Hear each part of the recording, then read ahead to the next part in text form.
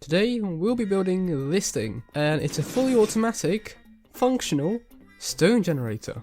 I try to optimize it with the least redstone possible, and it's amazing for stuff like moss farms or sculk farms. So the items you'll need are 20 redstone, 7 target blocks, 1 repeater, 1 observer, 14 normal pistons, 2 buckets of water, 3 buckets of lava, 7 walls of any type, and a lot of a chosen block. In this case, I'll be using polished andesite. You also need 1 singular piece of glass, so if you have any glass laying around, then use that. Right, first off, let's place our chosen block like this, and we'll go across 9.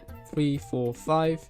1, 2, 3, 4, 5, 6, 7, 8, 9. So it should be 9 in length. And we'll go across 4, so it should be 4 in length now. And we'll go across another 9.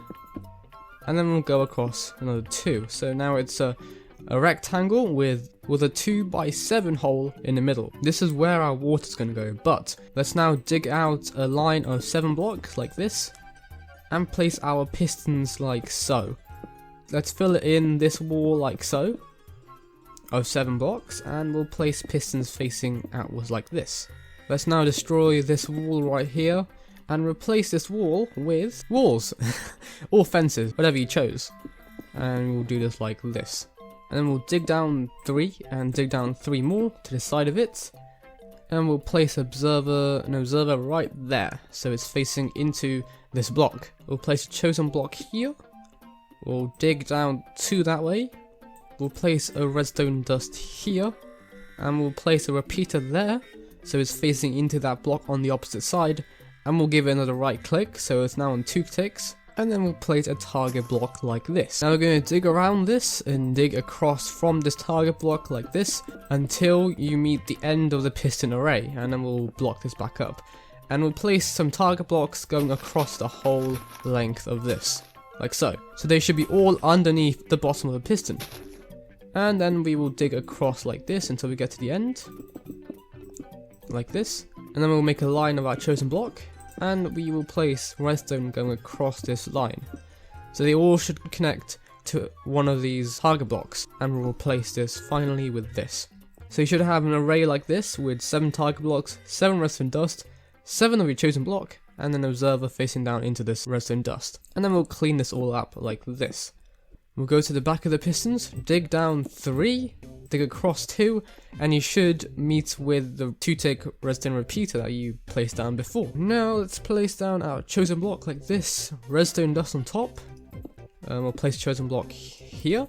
We'll delete this block so you can connect. We'll place down our singular piece of glass here. Redstone dust, and then redstone dust all the way along here, the top of the piston array.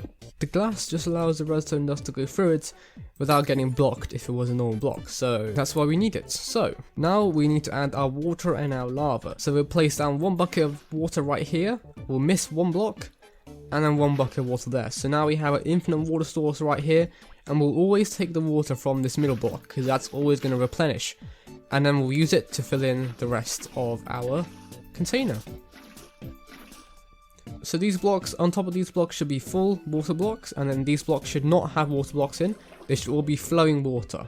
As you can see kind of see the particles going into the wall, and that should be what you see. Now let's place down any block you want on top of the pistons. I'm doing glass because this is where the lava's going to go, and I prefer to see the lava. So yeah, we'll place a line of blocks, and then we'll place another 2 blocks like this, and we'll place another line of blocks like this. So we go across. Just to reiterate, there should be a hole going into all the pistons. You should see the pistons without anything blocking your way, like this. And then we'll place the front of the pistons with our chosen block. We'll place our lava bucket here, and lava bucket here. So the first block, the middle block, and the last block. And now all you need to do to get started is place and destroy your block really quickly right here. And there we go. We have our machine up and running. We can destroy this bit of chosen block right here. This should push out stone constantly until it's reached its piston push limit, which is by default 12 blocks. If it has reached the piston push limit, as you can see here, you just need to break 1 more layer of blocks or whatever you want to mine, and then you need to place and replace a block right here, and then it will start working again. But if you're really clever at redstone, you can add an observer here and have it detect whenever the block is changed and send another pulse to this piston, then restart the system, which would be nice, but I mean, your choice. But like I said, this is best used for moss farms or sculk farms or anything where the stone is constantly getting taken away. I'll be showing you some clips right here of a moss generator and a sculk generator, and these use and insta-mine the stone after they're created to the sculk or the moss, and then you can harvest the experience or the moss. If you want to use it as a stone generator, then go ahead. Now this is the most compact I could get it. If you want to build it any bigger, just repeat what we've done over here, but always have one section, one tile with this sort of circuit. If you want more pistons to this array, build out a bit more with more pistons on top, more target blocks and more redstone dust. And that's all you need to do. Now if you think this tutorial was helpful, please consider dropping a like. It will help me a lot since I'm a small creator. But if you do want to know a bit more about this, and I think you should to be fair, because then you can build your own contraption any day of the year, any time, then follow me over to this next part of the tutorial. Let's teleport away now. This is actually my redstone world where I try and test stuff. Yeah, it's kind of all over the place.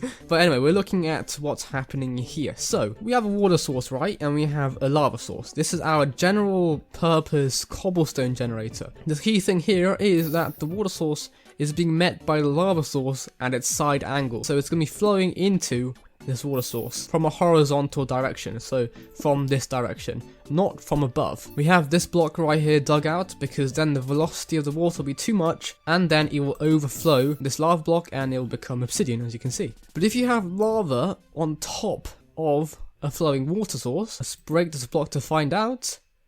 You can see it turns into stone. Now this is the basic mechanic behind the stone generator, but of course if you want to make a whole 7x12 platform cobblestone generator, it's going to be very hard because the lava and the water is going to get in the way because they're on either side of the block being produced. That's why we can only make a 1 block cobblestone generator which constantly pushes stuff out this way with 1 block. But this allows something unique because there's a space here and immediately you can see an array of this stone generator would work because the lava is on top and the pistons are behind it. So the pistons will be able to push out without interfering with the lava. And this is where we get to our tiny little compact stone generator. If you just wanted this, if you just wanted 1 stone generator, not a big platform like I made over there, then this is your man. Basically just 1 circuit of the whole thing. Now the most important component is arguably this block right here. Now this is the wall or the fence, whatever you chose to make. Now if we simplify it over here, let's take our brick wall. You can see it's a normal state, right? It's what you would see from normally a fence post. But if you add a block next to it, it changes. You see? It changes. Now what does an observer do? It detects changes. So we have an observer facing into this block, and when a block is created, boom, it detects a change. Let's facilitate that with this. As you can see, it detects a change whenever the block changes and whenever a block is created. And that same concept is applied here. Whenever this stone block is created, this block changes to connect to the block, as fences should do. And as a result, the observer sends a signal to the redstone dust. So it's connected to a target block. Now with target blocks, redstone automatically connects to it. So wherever it is, target blocks get directed in with redstone. You can see this going into the block, and therefore it can power blocks right next to it. But if you had normal blocks, it would not be able to power these pistons because it's not connecting to the blocks directly, it's connecting to either of these sides. Now over here, the repeater draws out the signal from the target block and inserts it into this block, and therefore this signal is carried up and through to the piston. And by that time, the block below is pushed by the piston upwards, and then this one will push it outwards. And then you'll get a constant flow of stone. Let's visualize it with this. There we go. As you can see, it's pushing. It does pulse more than twice, but we can't really help that with an observer, because an observer detects this changing but then unchanging, so it sends out 2 pulses. But it still works very fine. You could also use a timer for this, a redstone timer, which I actually made a video on.